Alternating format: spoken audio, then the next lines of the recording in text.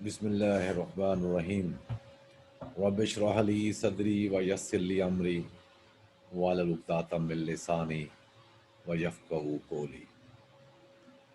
Haiku की तरफ से पोल्ट्री हाउसेस कंसल्टेंट और haiku school of life stock and poultry education की तरफ से इमरान कयूम का सलाम पहुँचे आपको।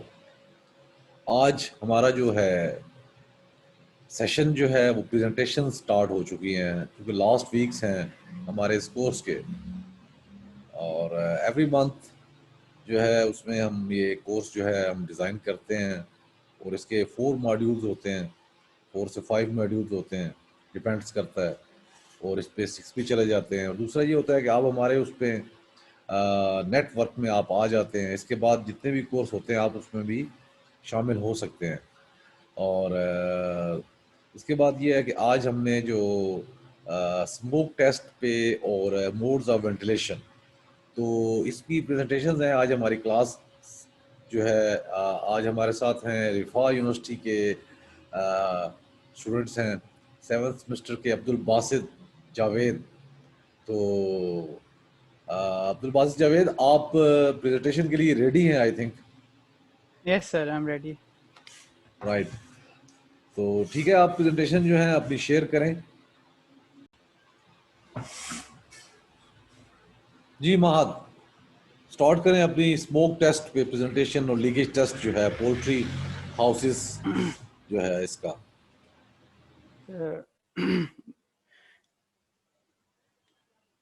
So, Bismillahirrahmanirrahim. My name is Abdul Basit. I'm from Rifa College of Veterinary Sciences, Lahore. And today I'm going to present my topic, that is smoke and leak test for environmental controlled poultry houses. So let's. जी माद, welcome. Abdul Basit sir. जी Abdul Basit Javed Riphah university से हैं। जी please start करें अपनी presentation. Bismillahirrahmanirrahim. Sir, my name is Abdul Basit and I'm from Rifa College of Veterinary Sciences, Lahore. और आज जो मेरा टॉपिक है प्रेजेंटेशन का, ये smoke test and leak test के ऊपर है for environmental controlled poultry houses. And first of all मैं इस बात से शुरू करूँगा कि वेंटिलेशन इम्पॉर्टेंट क्यों है एक पोल्ट्री हाउस के लिए। हमारी जो सबसे की टर्म जो हमारा बेसिक है एक पोल्ट्री हाउस में, एनवायरमेंटल कंट्रोल पोल्ट्री हाउस में, वो वेंटिलेशन है। सो वेंटिलेशन इम्पॉर्टेंट इसलिए है कि इससे हम टेम्परेचर मेंटेन करते हैं एनवायरमेंटल कंट्रोल पोल्ट्री हाउस का। तो जो नॉर्मल टेम्परेचर है वो 33 डिग्री सेंटीग्रेड होता है। डे 1 चिक के लिए 34 होता है, लेकिन ओवरऑल जो नॉर्मल है वो 33 डिग्री सेंटीग्रेड है। एंड अगर हम वेंटिलेशन हमारी इसलिए इम्पोर्टेंट है कि इससे हम टेम्परेचर कंट्रोल करते हैं, हम गैसेस रिमूव, फ्रेश एयर अंदर लेके आते हैं पोल्ट्री हाउस के, और जो हार्मफुल गैसेस प्रोड्यूस होती हैं पोल्ट्री हाउस के अंदर उनको हम वेंटिलेशन के थ्रू एक्सपेल आउट करते हैं। एंड उससे भी इम्पोर्टेंट चीज़ है कि इससे हम एयर स्पीड वगैरह हम सारी हाउस की मेंटेन करते हैं। तो ये सब कुछ मेंटेन करने के लिए जो बेसिक चीज़ है वो है कि हमारा जो पोल्ट्री हाउस है वो कम्प्लीटली सील्ड होना चाहिए, ताकि उसके अंदर हम नेगेटिव प्रेशर क्रिएट कर सकें, जिससे हम ये सब कुछ कंट्रोल करेंगे। अगर हमारा नेगेटिव प्रेशर अंदर नहीं होगा, प्रोड्यूस नहीं होगा, तो इससे ये होगा कि गैप्स आएंगे, लीक्स आएंगे, जिससे एयर जो है वो लीक आउट होगी। एंड इससे जो और सारा बैलेंस है एक एनवायरमेंटल कंट्रोल पोल्ट्री हाउस का, वो ख़राब हो जाएगा। सो टू प्रिवेंट दिस, इससे बचने के लिए कि हमारे poultry environmental control poultry house में कोई लीक ना हो, इसके लिए हम स्मोक टेस्ट करते हैं, या लीक टेस्ट भी कहते हैं इसको। तो इस टेस्ट में बेसिकली जो है हमारा poultry house should be sealed and air tight as possible. जितना हम उसको कर सकते हैं उतना हम उसको एयर टाइट रखते हैं, ताकि हम नेगेटिव प्रेशर मेंटेन कर सकें। And the better the house is sealed, and the easier it is for us to maintain the negative pressure. And जितना ज़्यादा सील्ड होगा, एक तो नेगेटिव प्रेशर मेंटेन होगा, दूसरा ये होगा कि इससे हम हाउस को इंसुलेट रखेंगे, वेल इंसुलेटेड रहेगा हमारा हाउस। हमारा कोल्ड जब आउटसाइड कोल्ड कंडीशंस होगी विंटर में, तो हमारा हाउस जो है वेल इंसुलेटेड रहेगा, क्योंकि उसमें कोई लीक्स नहीं होंगे, कोल्ड एयर अंदर नहीं आ सकेगी। एंड इसके साथ मैं आपको ये भी बताता चलूँ कि जो नॉर्मल टेम्परेचर, जो हम रिक्वायर्ड टेम्परेचर है हमारे हाउस का, वो 33 डिग्री सेंटीग्रेड है। हम 30 टू 33 डिग्री मेंटेन करते हैं। एंड लेटर का जो हमारा टेम्परेचर है वो 28 टू 30 डिग्रीज होना चाहिए। और इसके बाद जो है हम स्मोक टेस्ट परफॉर्म करते हैं। ये हम इसलिए करते हैं लीक्स पॉइंट आउट करने के लिए। हमारे हाउस के अंदर कोई भी लीक्स हैं जहाँ से हमारी एयर लीक आउट हो सकती है, उसको हम पॉइंट आउट करने के लिए स्मोक टेस्ट करते हैं। अब हम करते कैसे हैं, इसके लिए वी यूज स्मोक स्टिक्स और स्मोक जनरेटर। और ये हम outside the poultry house wall inlets के पास इसको हम स्मोक को करेंगे, जिससे ये होगा कि जब हम इनलेट्स ओपन करेंगे तो सारा स्मोक जो है वो अंदर अंदर की तरफ मूव करेगा। या इसके लिए हम स्मोक स्टिक्स यूज़ कर सकते हैं या स्मोक जनरेटर्स यूज़ कर सकते हैं। और स्मोक जो हम यूज़ करते हैं इसमें वो डिफरेंट कलर्स का भी हो सकता है। डिफरेंट कलर्स होते हैं उसके, वो हमारे ऊपर डिपेंड करता है हम किस तरह उसको यूज़ करते हैं। तो हम जब इसको स्टार्ट करेंगे, हम जो स्मोक जनरेटर है या स्मोक स्टिक्स हैं, इनको हम outside the poultry house near the wall inlets रखेंगे, जहाँ से हम एयर अंदर हमारी आती है, फ्रेश एयर। फ्रेश एयर का अंदर आना भी बहुत ज़रूरी है। इससे हम अपनी ऑक्सीजन मेंटेन करते हैं, जो कि नॉर्मल ऑक्सीजन जो है, ये है एक पोल्ट्री हाउस में जो नॉर्मल ऑक्सीजन रिक्वायर्ड होती है हमें, वो 19.5% होनी चाहिए, इससे लेस नहीं हो सकती। एंड इसके अलावा जो है हम जब वॉल इनलेट्स के पास हम स्मोक जनरेटर को ऑन करेंगे या स्मोक स्टिक्स रखेंगे, तो जो स्मोक है वो एयर के साथ अंदर आएगा। तो इससे ये हमारे लिए है कि हम एयर जो है वो हमारे लिए विजिबल हो जाएगी, हम उसको देख सकेंगे कि एयर का फ्लो हमारे अंदर इसमें पोल्ट्री हाउस में कैसा है। तो जब हम उसको ऑन करेंगे, सारा स्मोक पोल्ट्री हाउस के अंदर आ जाएगा। जैसे अब इस फोटो में आप देख भी सकते हैं, राइट साइड पे जो है ग्रीन स्मोक है, लेफ्ट साइड पे जो है रेड स्मोक है। तो अच्छा, जो स्मोक के जो जितनी ज़्यादा पोल्ट्री फार्म की हमारी विड्थ होगी, जितनी ज़्यादा विड्थ होगी उतना हमें ज़्यादा नेगेटिव प्रेशर मेंटेन करना पड़ेगा। एंड जितनी विड्थ कम होगी उतना हमें जो है वो कम प्रेशर मेंटेन करना पड़ेगा।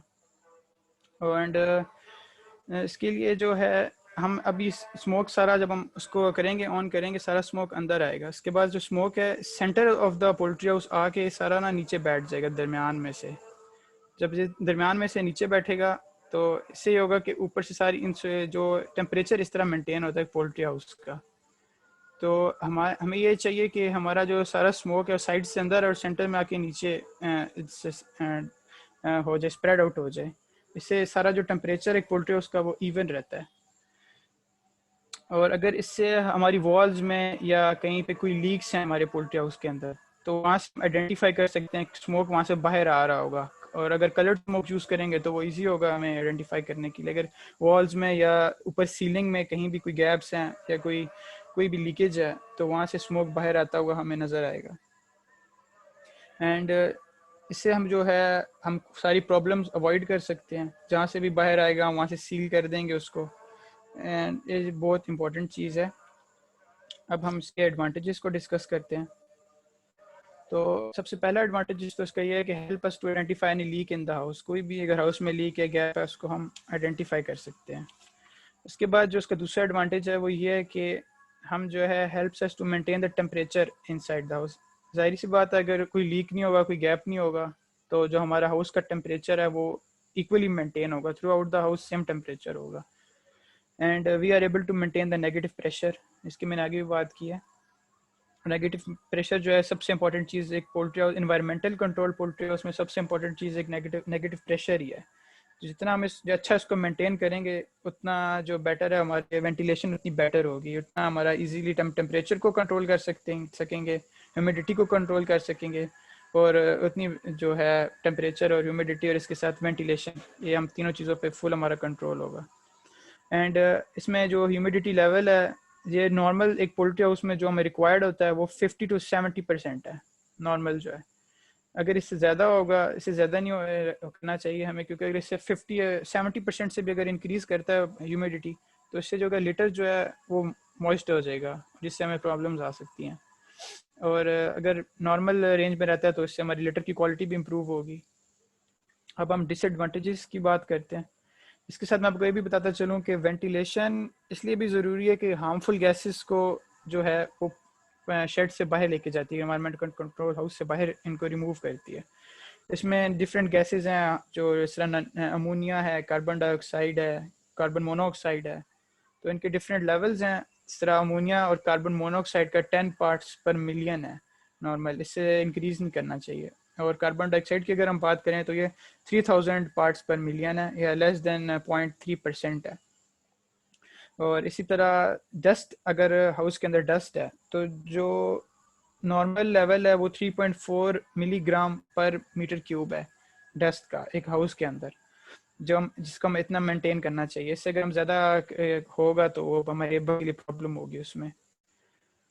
इसके जो डिसएडवांटेजेस हैं वो ये हैं कि अगर बीच में लीक्स होंगे, गैप्स होंगे हाउस में, तो इससे हमारा जो प्रेशर है वो मेंटेन नहीं हो पाएगा। हमें बहुत ज़्यादा एफर्ट करनी पड़ेगी प्रेशर मेंटेन करने के लिए। इससे हमारी क्वालिटी, जो लिटर की क्वालिटी है वो भी डिक्रीज़ हो जाएगी, और जो मॉइस्चर है उसको हम कंट्रोल नहीं कर सकेंगे अगर लीकेजेस होंगे through out the poultry house. And unequal temperature in the poultry, अगर डिफरेंट, अब इस फोटो में आप नीचे देख सकते हैं, अब इसमें लीकेजेस हैं डिफरेंट जगहों पे जो ब्लू कलर में आपको नज़र आ रहे हैं। तो जब ऐसे ब्लू लीकेजेस होंगे फोटो के अंदर पोल्ट्री सीलिंग में या पोल्ट्री शेड में कहीं भी, तो जो कोल्ड एयर है वो वहाँ से इन मूव करेगी, और जो हमारी अंदर हमने जो ह्यूमिडिटी और सारी टेम्परेचर मेंटेन किया हुआ है वो एयर सारी बाहर मूव करेगी। तो टेम्परेचर जो पूरे पोल्ट्री हाउस के टेम्परेचर होगा ना वो अनइक्वल होगा, किसी जगह पे बहुत गर्म होगा, किसी जगह पे बहुत ठंडा होगा। तो अनइक्वल टेम्परेचर हम मेंटेन करेंगे, इस तरह मेंटेन होगा। दूसरा जो स्मोक टेस्ट का